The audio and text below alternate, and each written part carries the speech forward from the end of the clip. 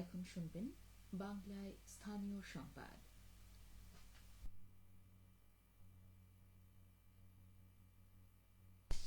বাংলাদেশ বেতার রাজশাহী। এখন শুনবেন বাংলায় স্থানীয় সংবাদ।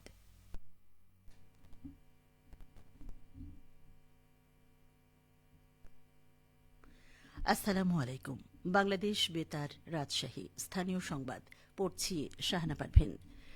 রাজশাহী প্রকৌশল ও প্রযুক্তি বিশ্ববিদ্যালয়ে প্রথম বর্ষ ভর্তি পরীক্ষার জন্য অনলাইনে আবেদন কার্যক্রম আজ থেকে শুরু হয়েছে। রুয়েটের অফিসিয়াল ওয়েব পেজ admission.ruet.ac.bd পেজে আবেদন করতে হবে। আগামী 13 ডিসেম্বর আবেদনের শেষ তারিখ। 3রা জানুয়ারি যোগ্য প্রার্থীদের নামে তালিকা প্রকাশ করা হবে। 6 জানুয়ারি প্রকাশ করা হবে সিট প্ল্যান এবং 10 জানুয়ারি প্রবেশপত্র ডাউনলোড করা যাবে।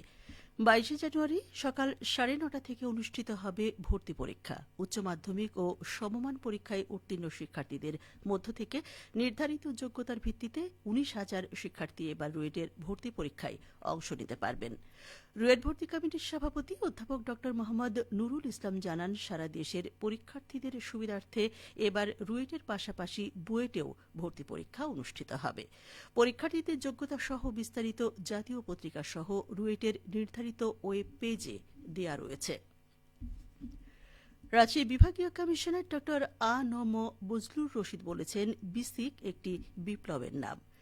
একসময় ধারণা করা হতো শিল্প মানে বড় বড় কলকারখানা, বিশাল কর্মযজ্ঞ।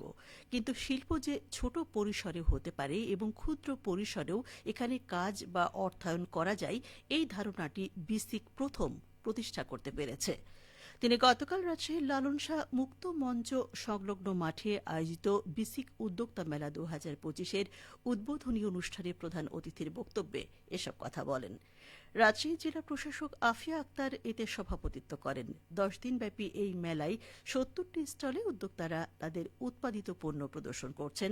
প্রতিদিন সকাল 10টা থেকে রাত 9টা পর্যন্ত এই মেলা চলছে। রাজশাহীর বাগমারা তাহিরপুর পৌরসভায় অবস্থিত তাহিরপুর হাটের শতবর্ষী বর্জ্য ব্যবস্থাপনা সংকট সমাধানে এগিয়ে এসেছে উপজেলা প্রশাসন। দীর্ঘদিন ধরে সঠিক বর্জ্য ব্যবস্থাপনার অভাবে হাটের আবর্জনা ফেলা হতো পাশের রানী নদীতে। এতে নদী ভরাট, দুর্গন্ধ, পরিবেশ দূষণ সহ পৌরবাসী ও বাজারে আগত মানুষের ভোগান্তি চরমে পৌঁছায়। এই বাস্তবতা বিবেচনায় তাহিরপুর পৌরসভার প্রশাসক ও বাগমারা উপজেলা নির্বাহী কর্মকর্তা মাহবুবুল ইসলাম বর্জ্য ব্যবস্থাপনায় প্রথমবারের মতো বড় ধরনের উদ্যোগ গ্রহণ করেন। পৌরসভার অদূরে জামগ্রাম ও নূরপুর এলাকার 1 একর 98% খাস জমিতে একটি আধুনিক ডাম্পিং স্টেশন নির্মাণের কাজ বর্তমানে দ্রুতগতিতে চলমান। পৌরসভার বার্ষিক উন্নয়ন কর্মসূচির আওতায় 24,34,000 টাকা ব্যয়ে টেন্ডারের মাধ্যমে এই কাজ বাস্তবায়ন করা হচ্ছে। ডিসেম্বরে কাজ শেষ হবে বলে আশা করা হচ্ছে। বিনা টিকিটে ভ্রমণকারী যাত্রীদের বিরুদ্ধে নিয়মিত অভিযান চালাচ্ছে পশ্চিমাঞ্চল রেলওয়ে কর্তৃপক্ষ। এরই ধারাবাহিকতায় বিনা টিকিটে রেলে ভ্রমণকারী যাত্রীদের কাছ থেকে গত 1.5 বছরে প্রায় 9.5 কোটি টাকা জরিমানা আদায় করেছে পশ্চিমাঞ্চল রেল কর্তৃপক্ষ। রেলওয়ের কর্মকর্তারা জানান, যাত্রীদের সচেতনতা বৃদ্ধি এবং নিয়ম শৃঙ্খলার মধ্যে ট্রেন যোগাযোগ সেবা বজায় রাখাই এই উদ্যোগের মূল লক্ষ্য। এতে করে বিনা টিকিটে ভ্রমণ কমে আসছে এবং রাজস্ব আয় ক্রমেই বাড়ছে। পশ্চিমাঞ্চল রেলওয়ের মহাব্যবস্থাপক ফরিদ আহমেদ জানান, রেলের প্রতি মানুষের আস্থা ফিরেছে, যাত্রী বাড়ছে আর সেই সাথে সরকারের রাজস্বও ধারাবাহিকভাবে বাড়ছে।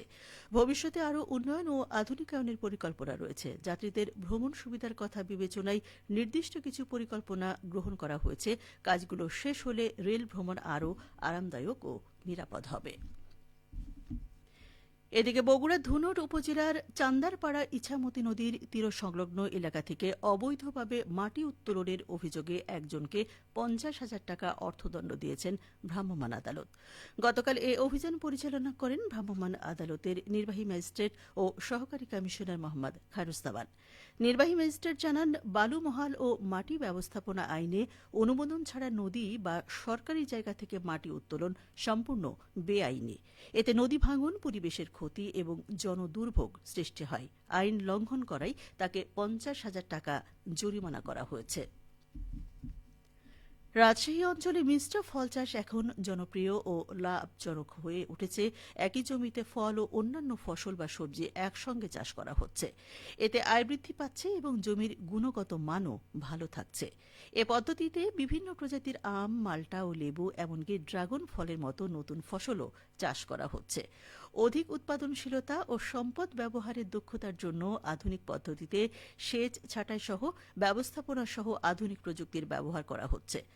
ফল, সবজি, মিশ্র চাষ স্থানীয় অর্থনীতিতে নতুন গতি সঞ্চার করেছে এবং বিশেষ করে বরেন্দ্র অঞ্চলের কৃষিতে নতুন দিগন্ত উন্মোচন করেছে।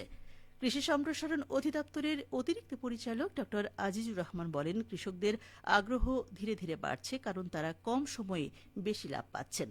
সর্বশেষ সরকারি তথ্য অনুযায়ী চলতি মৌসুমে প্রায় ৬,৫০০ হেক্টর জমিতে মিশ্র পদ্ধতিতে সবজি চাষ হয়েছে। সবশেষে আবহাওয়া। আজ দুপুর ২টোয় রাজশাহীতে তাপমাত্রা ছিল ২৬.৭ ডিগ্রি সেলসিয়াস। এ সময় বাতাসে আপেক্ষিক আর্দ্রতার পরিমাণ ছিল ৩৮%। রাজশাহী ও পার্শ্ববর্তী এলাকায় আজ সূর্যাস্ত সন্ধ্যে ৫টা ১৫ মিনিটে। সংবাদ শেষ হল। আমাদের পরবর্তী সংবাদ বিকেল ৪টা ৫ মিনিটে।